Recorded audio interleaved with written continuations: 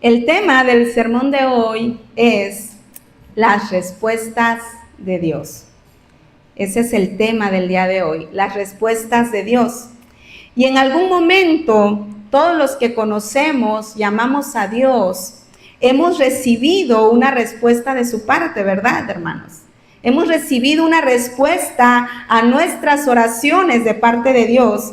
Y esta respuesta que recibimos de Él puede ser la que esperábamos o puede ser una totalmente diferente. La realidad es que Dios nunca se queda sin respondernos. Sin embargo, Él sabe cuál es la mejor respuesta para nosotros. Él sabe cuál es la respuesta que necesitamos. Los que tenemos hijos, creo que entendemos este concepto. Cuando nuestros hijos, más cuando son chiquitos, ¿verdad? O adolescentes, ellos piden muchas cosas. ¿Y será que respondemos a todas de la misma manera? ¿Será que respondemos a todas sus peticiones que nos hacen nuestros hijos de la misma manera? ¿Verdad que no? Porque como padre, nuestras respuestas que damos a nuestros hijos van buscando un bien para ellos. A veces ellos no entienden el peligro, a veces ellos no entienden las consecuencias de algo que están pidiendo, pero nosotros como padres sí podemos ver el peligro, sí podemos entender el peligro y nuestra respuesta va buscando el bien de ellos. ¿Será que nuestros hijos nos entienden siempre? ¿Verdad que no? A veces se enojan, a veces pelean, a veces hacen berrinches, ¿verdad? Si son más chiquitos, y se molestan porque no les damos una respuesta como la que ellos quisieran. Y como Padre, hermano, nuestro Dios es nuestro Padre. Y así como nosotros buscamos el bien para nuestros hijos, buscamos lo mejor para ellos, aunque la respuesta que ellos esperan no sea la que le damos, no sean la que ellos esperan. De igual manera, hermanos, Dios es nuestro Padre, un Padre amoroso, un Padre bueno. Y la respuesta que Él da a nuestras peticiones es buscando lo mejor para nosotros. A veces no lo entendemos, ¿verdad? A veces tal vez quisiéramos que nos respondiera de una manera diferente, pero sin duda su respuesta siempre es lo mejor para nosotros. ¿De qué manera puede Dios responder a nuestras peticiones? Yo encontré 3 formas, por lo menos. En primer lugar, a veces su respuesta a nuestra oración es un sí. Un sí. Y el pasaje que leímos al principio, ¿verdad? Es la oración de Elías. Y esta oración él la realiza ante una situación apremiante. Él estaba, ¿verdad?, en una situación que ocupaba una respuesta de Dios. Si ustedes han leído la historia y recordando un poco, ¿verdad?, el pueblo de Israel se había apartado de Dios. El pueblo de Israel se había alejado totalmente de Dios y de sus mandamientos y ya estaban haciendo lo malo. Estaban pecando. El pueblo de Israel y su rey Acab.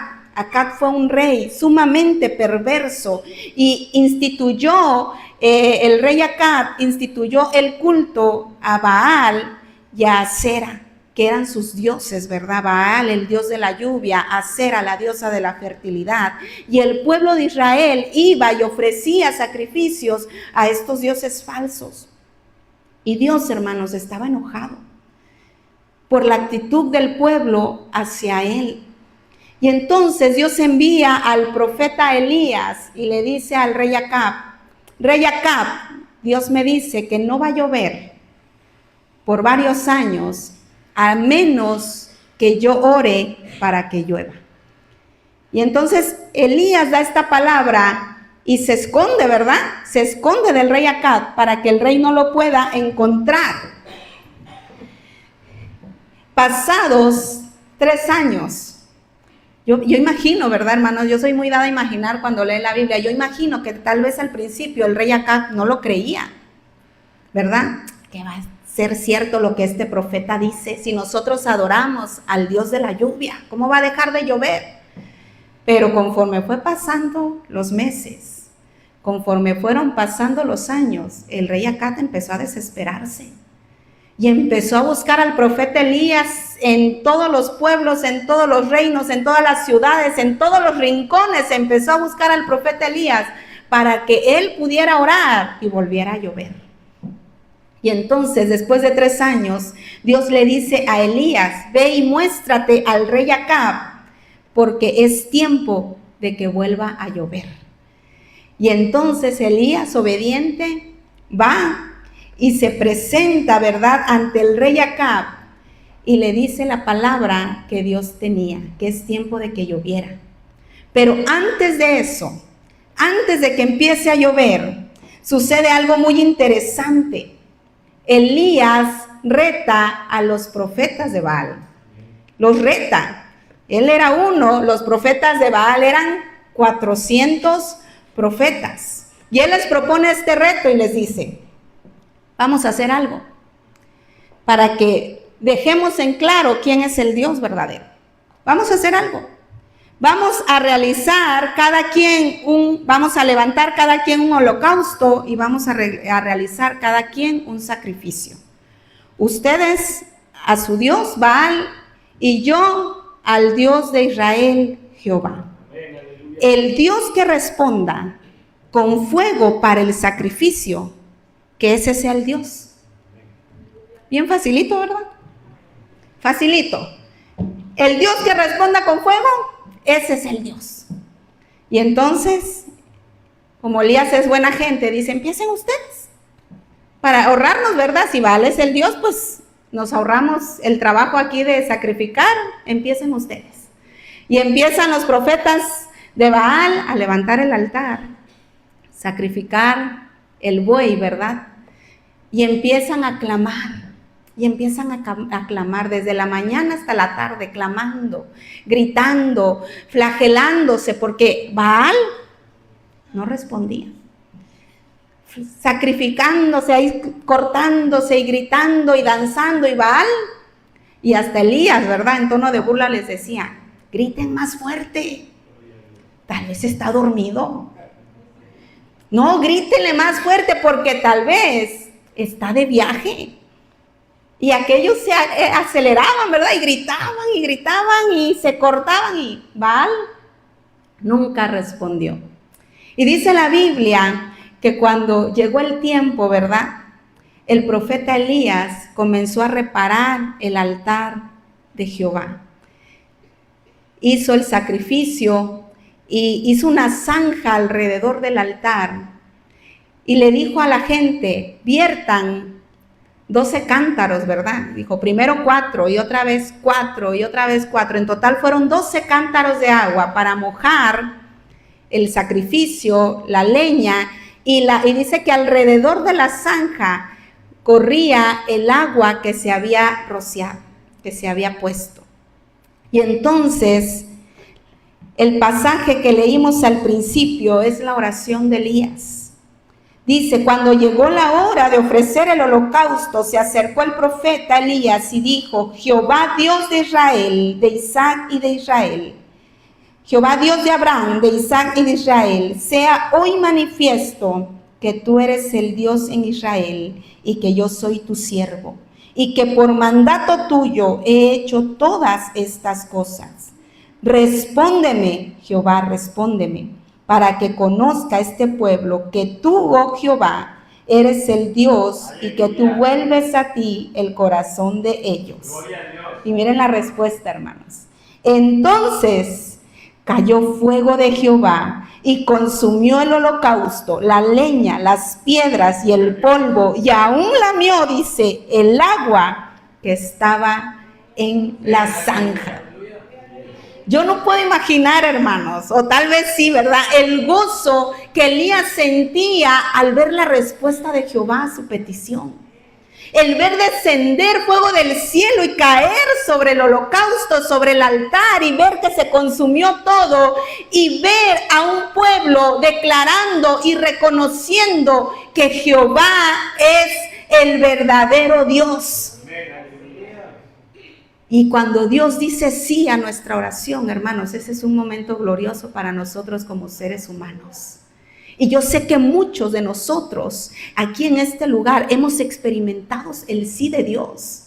Cuando clamamos ante una situación desesperante, cuando clamamos ante una situación de enfermedad, cuando clamamos ante un inminente peligro y el Señor responde de una manera milagrosa, nosotros, hermanos, nos llenamos de gozo. Nosotros, hermanos, nos llenamos de alegría y de gran expectación al ver que el Dios que servimos es el Dios verdadero.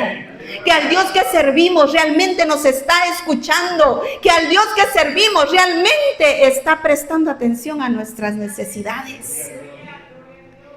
Y yo me encuentro en la Biblia varias ocasiones en las que el sí de Dios ante el clamor de sus hijos fue algo maravilloso. Yo no sé si se acuerdan de los jóvenes hebreos al ser echados, ¿verdad?, al fuego del horno ardiente. Ellos creían que Dios los podía librar y Dios los libra de una manera sorprendente. A Daniel, al ser rescatado de los leones hambrientos.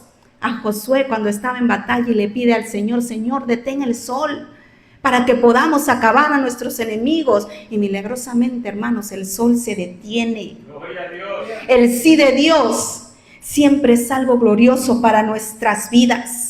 Y yo sé que al igual que estos personajes, nosotros hemos experimentado su sí. ¿Saben qué, hermanos? Los sí de Dios fortalecen nuestra fe. Los sí de Dios nos hacen reconocer que Él es el Dios verdadero. Al ver una situación médica y donde los médicos dicen ya no hay posibilidad, y clamar y de repente decir a los médicos, no sé qué pasó, algo sucedió. Y podemos reconocer que el Dios que estamos clamando es real. Podemos reconocer que el sí de Dios nos da a nosotros, hermanos, esa fortaleza a nuestra fe. Nos hacen reconocer que al Dios que estamos sirviendo es verdadero. Sin embargo, hermanos, también debemos reconocer que no todas las respuestas que Dios nos le da a nuestras peticiones son un sí. ¿Verdad que no? No todas las peticiones que presentamos delante de Él las responde con un sí. A veces su respuesta a nuestras oraciones es: espera, espera, sigue clamando, pero tienes que esperar. Y sé que en nuestra cultura, hermanos, la prisa, la falta de tiempo es algo que nos apremia. Dicen que desde que empezaron la época de las Maruchan, la paciencia se acabó, ¿verdad?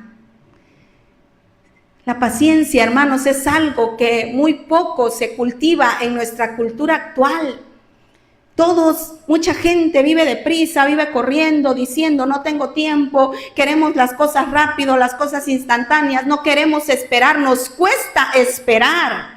Nos cuesta tener paciencia ante ciertas situaciones. Y lo podemos ver en el mundo actual, hermanos. Gente que en los semáforos se ha agarrado a golpes, a machetazos y hasta balazos. Nada más porque el de enfrente no estaba prestando atención al semáforo y no se movió rápido. Y el de atrás venía a toda prisa, ¿verdad? Vivimos en un tiempo, hermanos, en el que esperar se vuelve difícil. Esperar se nos hace cansado y podemos llegar a desesperarnos, ¿verdad? Podemos llegar a esa desesperación por un minuto que el joven o el de adelante no se movió. Podemos llegar a desesperarnos. Sin embargo, hermanos, nuestro Dios no es como nosotros. Él no tiene prisa. ¿Quiénes tienen prisa? Nosotros, los seres humanos. Pero dice su palabra que un día para Él es como 1000 años. Para nosotros ya pasaron años y para Él apenas pasó un segundo. Y nosotros tenemos la prisa y la desesperación muchas veces de que Él nos responda. Señor, ¿hasta cuándo me vas a responder? Señor, ¿hasta cuándo vas a responder a mi petición? Pero saben, hermanos, Dios desea que muchas veces esperemos. Porque el esperar, hermanos, nos permite ejercitar nuestra paciencia. No, esperar nos permite ejercitar nuestra fe. Ejercitar nuestra fe, hermanos. Después de que Dios se manifestó al pueblo a través del fuego y consumiendo el holocausto, en el versículo 41, Elías le dice al rey Acab: sube, dice, y come y bebe, porque una lluvia grande se oye. Acab, dice, subió a comer y a beber, y Elías subió a la cumbre del Carmelo, y postrándose en tierra, puso su rostro entre las rodillas, y dijo a su criado: sube ahora y mira hacia el mar. Y él subió y miró y dijo: ¿qué? No hay nada. Y él le volvió a decir: vuelve 7 veces. Después de que pasó esta situación del altar, Elías le dijo a Acab: ve y come, porque una lluvia se acerca. Y él subió al monte ¿a qué? A orar. Pero esta vez él dobló sus rodillas, se hincó y empezó a clamar por lluvia. Y envía a su sirviente y le dice: ve a ver si ves alguna nube que nos señale que la lluvia se acerca. Y el sirviente subió y dijo: no, Elías, no hay nada. Y volvió a subir la segunda vez y no había nada. Y volvió a subir la tercera vez y no había nada. Y volvió a subir la cuarta vez y no había nada. Y volvió a subir la quinta vez y no había nada. Y la sexta vez y no había nada. La nube no se aparecía, la nube no llegaba. Yo me pregunto qué hubiera pasado si Elías hubiera dejado de clamar en la quinta vez. ¿Qué hubiera pasado si Elías hubiera dejado de clamar en la sexta vez? Que se hubiera levantado y dicho: no, aquí no va a pasar nada.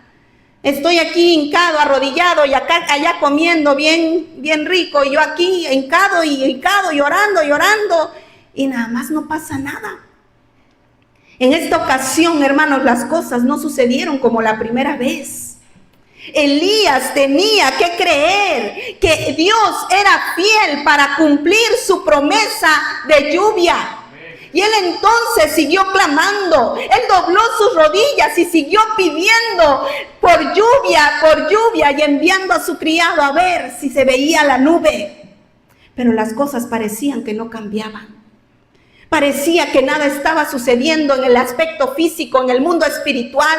Pareciera que su oración no estaba siendo oída. Pareciera que no había ningún impacto en nadie. Pero ¿saben qué, hermanos? El Dios de Elías estaba trabajando. El Dios de Elías estaba actuando para lo que iba a venir. A sus ojos naturales, tal vez Elías no lo podía ver. A sus ojos naturales, tal vez él pensaba que su oración no estaba siendo escuchada. Pero Dios estaba preparando para enviar la respuesta. Y la séptima vez que el profeta envía a su criado a ver si ya había una nube por ahí, el criado dice: vislumbró a lo lejos el tamaño, una nube del tamaño de la palma de un hombre. Vislumbró algo que tal vez parecía insignificante. Vislumbró algo que no parecía una tormenta, no parecía la lluvia suficiente. Pero Elías sabía que Dios estaba por actuar de una manera sorprendente y sobrenatural. Cuando él vislumbró la respuesta a lo lejos, dijo: ahí viene la lluvia. Y le dijo a Acab: sube a tu carro, porque una gran lluvia se acerca. Y entonces Dios empezó a actuar de una manera sobrenatural. ¿Qué tuvo que hacer Elías para que lloviera? Esperar y seguir clamando. Esperar y seguir doblando rodillas. Esperar y seguir creyendo que Dios es fiel para responder, que Dios es fiel para escuchar nuestra oración y darnos una respuesta. Y muchas veces, hermanos, tal vez nos encontramos como Elías. clamando y orando por alguna situación, clamando y orando por alguna necesidad, y llevamos orando meses, y llevamos orando años, y llevamos orando tiempo, y pareciera que Dios no responde, y pareciera que Dios no se acuerda de nuestra petición, y pareciera que Dios no está haciendo nada, porque en el aspecto físico las cosas siguen igual. Pero ¿saben qué, hermanos? Cuando nosotros seguimos clamando, esperando la respuesta de Dios, Dios está trabajando. Dios está obrando en nuestra petición. Dios sabe el momento perfecto en que nos va a responder, y cuando lo haga, hermanos, nos sorprendemos tanto que a veces no lo creemos. Nos sorprendemos tanto, hermanos, que a veces nos agarra hasta de sorpresa. Pero, hermanos, Dios sigue obrando y actuando. A veces no entendemos por qué Dios tarda en responder, pero Él responde en el momento correcto. Él responde en el momento indicado. Y en la Biblia, Elías no ha sido el único que ha tenido que esperar por una respuesta de Dios. Abraham tuvo que esperar, hermanos, 25 años para que Dios le concediera el tener un hijo. 25 años creyendo y esperando que Dios era fiel para cumplir su promesa. 25 años para creer que Dios era poderoso, para que pudiera darle y concebir a Dios a 2 viejitos. Hermanos, porque tenemos un Dios poderoso y Él cumple sus promesas a su tiempo. Ana tuvo que esperar que Dios le concediera tener hijos. Ana tuvo que orar, clamar y esperar que Dios le concediera tener hijos. Porque ¿saben qué, hermanos? El Dios que tenemos, Él conoce nuestra condición y Él sabe en qué momento va a enviar la respuesta. A veces podemos no saber la respuesta a nuestra petición, pero mientras llega es necesario que sigamos clamando. Es necesario, hermanos, que no nos cansemos y así como Elías sigamos buscando la respuesta de Dios a nuestras vidas. Y como esos hombres de fe, hermanos, dice la palabra que muchos de ellos no recibieron lo prometido. Ellos, porque la promesa de Dios se cumplió, pero ellos no lo vieron. Pero ¿saben qué hacían ellos, hermanos? Ellos lo miraban de lejos. Ellos lo saludaban y decían, ahí viene la promesa. Ellos, hermanos, lo creían. Porque quien lo promete, hermanos, es fiel. No puede negarse a sí mismo. Y nosotros necesitamos creer, hermanos, que aun cuando nuestra petición no ha sido respondida, el Señor va a responder. El Señor va a responder.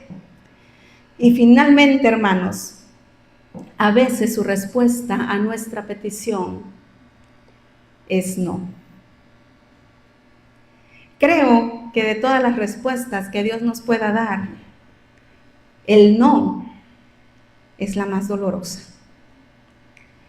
Esta respuesta de parte de Dios nos recuerda lo frágil de nuestra naturaleza humana. Nos recuerda que no somos tan autosuficientes como muchas veces pensamos. Nos hace ver nuestra impotencia humana. Los no de Dios confrontan nuestra vida y muchas veces, como el jarrón, nos quiebran, nos doblegan. Cuando Dios dice no, hermanos, aún en medio de nuestro dolor, es porque Él sabe lo que es mejor para nosotros, aunque no lo entendamos, aunque no lo comprendamos, aunque quisiéramos respuestas. Los no de Dios, hermanos, Él nos los da porque sabe lo que es mejor para nosotros. Él no se equivoca. El apóstol Pablo, si se acuerdan del apóstol Pablo, un hombre a quien Dios usó mucho, un hombre que edificó iglesias, que extendió el evangelio en el tiempo de la era primitiva, de la iglesia primitiva. Fue usado poderosamente, pero dice la palabra que le fue dado un aguijón. Le fue dado un aguijón y el propósito de este aguijón era que el apóstol no se exaltase desmedidamente por las revelaciones que recibía de Dios. Este aguijón lo mantenía humilde. Fíjense. Este aguijón le recordaba que seguía siendo humano, que seguía siendo hombre. Este aguijón frenaba el orgullo del apóstol Pablo y frenaba su altivez. Este aguijón le recordaba que necesitaba de Dios. Le recordaba que era un ser humano todavía. Le recordaba que no era por él mismo que hacía las cosas, sino porque Dios estaba con él. Pero ¿a quién le gusta tener un aguijón, hermano? ¿A quién le gusta tener un aguijón que le frene, un aguijón que le recuerde su humanidad? Y Pablo le oró 3 veces al Señor referente a este aguijón. 3 veces le pidió que le quitara ese aguijón en su carne. Y mire, hermanos, los no de Dios son muy peculiares. Los no de Dios son muy peculiares. Y en 2 de Corintios, capítulo 12, versículo 9, el Señor le dice: bástate mi gracia, porque mi poder se perfecciona en la debilidad. Bástate mi gracia es muchas veces la respuesta que Dios da a nuestra petición.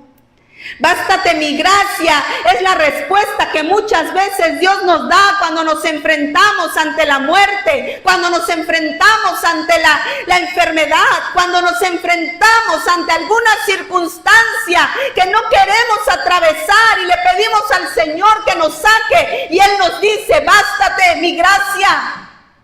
Mi gracia es suficiente para que atravieses la prueba. Mi gracia es suficiente para que atravieses la enfermedad.